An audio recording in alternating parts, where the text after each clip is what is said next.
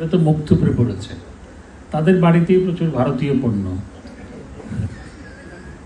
আবার কারো কারো ভারতীয় বউও আছে। তো এখন সেই আন্দোলন তো মুখ থুবড়ে পড়েছে।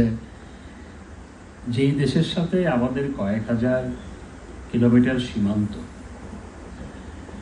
যেই দেশ আমাদের 3 দিকে আমাদের সীমান্ত, সেই দেশের সাথে সম্পর্ক ভালো না রেখে আমাদের দেশের উন্নয়ন কখনো সম্ভব নয়, শান্তি স্থিতিও বজায় রাখা সম্ভবপর নয়।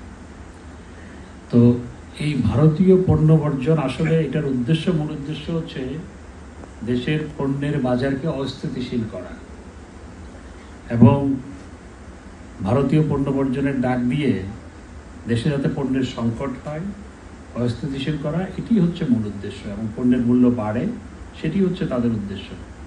সেটি তাদের এই প্রচেষ্টা সফল হয়নি, সেটি তারাও জানে।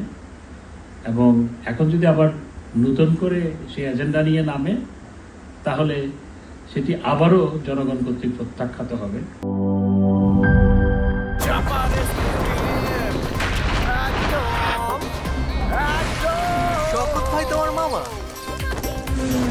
খাও চাপার জোর বাড়াও।